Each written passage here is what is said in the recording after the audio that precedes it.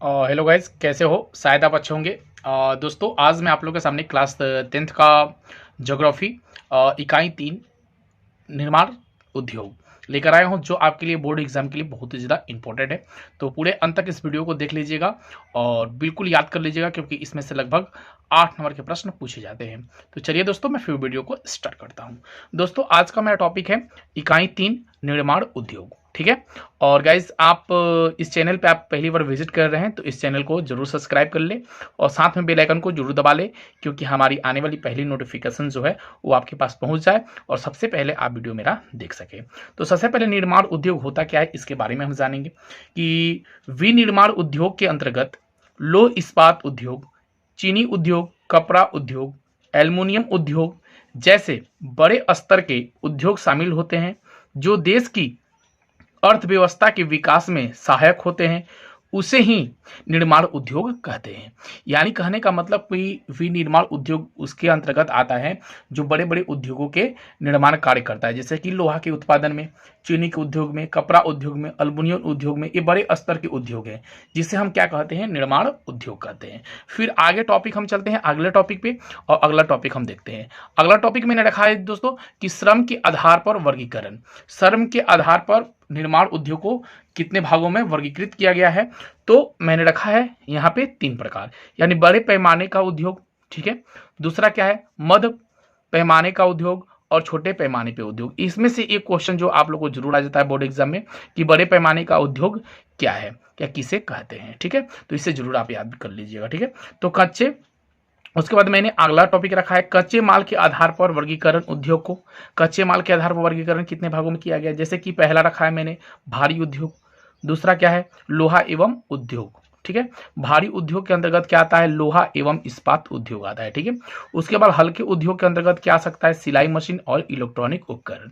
ठीक है, तो यह मैंने कच्चे माल के आधार पर वर्गीकरण किया गया है। अब चलिए, बहुत इंपॉर्टेंट जो है वह टॉपिक जो है आपको मैं बता रहा हूं कि यहाँ है स्वामित्व के आधार पर उद्योग। ये क्योंकि बोर्ड एग्जाम में बार बार रिपीट हो चुका है, 3 नंबर का प्रश्न आता है कि स्वामित्व के आधार पर उद्योग कौन कौन से होते हैं। ठीक है, तो पहला मैंने रखा है सार्वजनिक उद्योग, उसके बाद दूसरा क्या है, संयुक्त अथवा सहकारी उद्योग। स्वामित्व के आधार पर 2 उद्योग हैं, कौन कौन से, सार्वजनिक उद्योग और दूसरा है संयुक्त अथवा सहकारी उद्योग।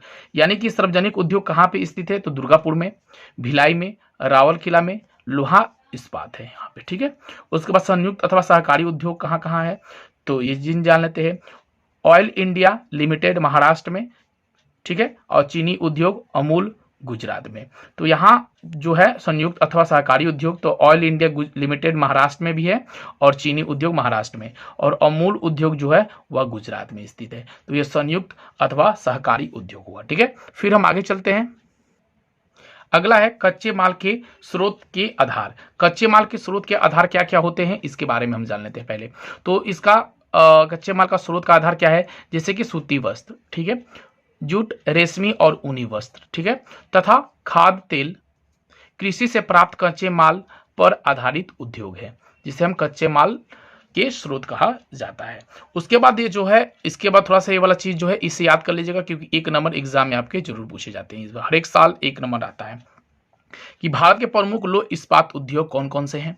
तो मैंने कंपनियां का नाम रखा है और राज्य का नाम रखा है और उस कंपनी कहाँ पे स्थित है वहां पे रखा है। ठीक है, तो यह राज्य हो गया, या कहाँ स्थित है यहाँ। ठीक है, तो लिख देते हैं राज्य यहाँ पे। ठीक है, राज्य, और यहाँ पे कहाँ स्थित है, ठीक है, स्थित है, ये चीज देख लेंगे। ठीक है, तो टाटा लो इस्पात, यानी इसको नाम से जाना जाता है, टिस्को नाम से जाना जाता है। ठीक है, जो कि झारखंड में स्थित है, और झारखंड में कहाँ स्थित है, तो जमशेदपुर टाटा में स्थित है। ओके, उसके बाद दूसरा मैंने रखा है भारतीय लौह और इस्पात, इसको बोलते हैं ISO को, इसको, ठीक है, इसको टिस्को बोलते हैं, इसको बोलते हैं। यह कहाँ स्थित है, बंगाल में, बंगाल के में कहाँ स्थित है, तो वर्णपुर में है। ठीक है, उसके बाद तीसरा मैंने रखा है विश्वविया लोहा और इस्पात, या VISL के नाम से जाना जाता है। ये कर्नाटक में स्थित है, यहाँ कहाँ स्थित है, तो भरदावती में है। ठीक है, उसके बाद भिलाई लोहा एवं इस्पात उद्योग, ये कौन से राज्य में स्थित है, तो छत्तीसगढ़ में स्थित है, और यह छत्तीसगढ़ में है,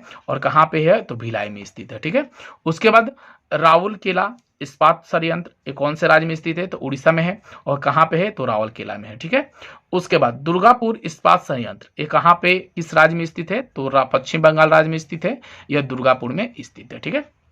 अब देखो उसके बाद क्या है? बोकारो इस्पात संयंत्र यह कहाँ कौन सी राज्य में है? तो झारखंड में। और कहाँ पे स्थित है? तो बोकारो में। ओके। अब आगे चले फिर। हाँ, सेलम इस्पात संयंत्र यह कहाँ स्थित किस कौन सी राज्य में है? तमिलनाडु राज्य में। और कहाँ पे है? तो सेलम में। विशाखापट्टनम इस्पात संयंत्र कहाँ पे है? राज्य में आंध्र प्रदेश। और कहाँ स्थित है? विशाखापट्टनम में। उसके बाद विजयनगर इस्पात संयंत्र कहाँ राज्य में है?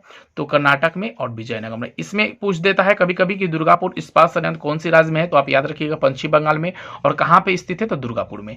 इस चीज जो है बिल्कुल इंपॉर्टेंट है, इसे थोड़ा सा एक बार जरूर याद कर लीजिएगा। ठीक है।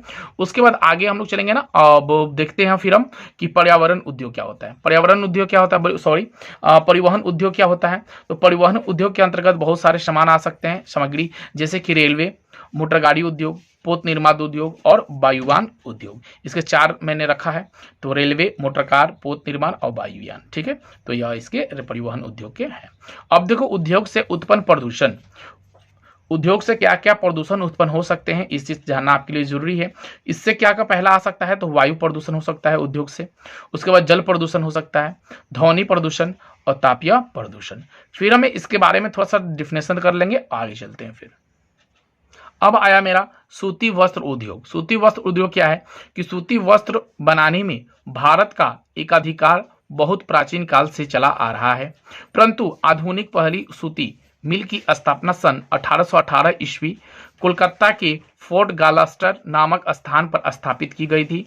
देश में लगभग 1600, ठीक है, 1600 सूती और कृत्रिम वस्त्र बनाने वाली मिलें हैं। इसे याद रखिएगा कि भारत में कितने मिलें हैं सूती वस्त्र बनाने वाली? तो 1600 मिलें हैं। ठीक है। तो ये सूती वस्त्र निर्माण उद्योग हो गया। उसके बाद जूट या पटसन उद्योग, ये भी कभी कभी आ जाता है एग्जाम में कि जूट या पटसन उद्योग से आप क्या समझते हैं? तो इसे लिख दीजिएगा आप कि सूती वस्त्र के बाद जूट उद्योग भारत का दूसरा महत्वपूर्ण वस्त्र उद्योग है। कच्चे जूट और जूट से बने सामान के उत्पादन में भारत का संसार में पहला स्थान है। जूट के उत्पादन में पूरे संसार में भारत का यह पहला स्थान रहा है। ठीक है। उसके बाद आगे मैंने रखा है ऊनी वस्त्र उद्योग। ऊनी वस्त्र उद्योग क्या है? यह देश के सबसे पुराने वस्त्र उद्योगों में से है।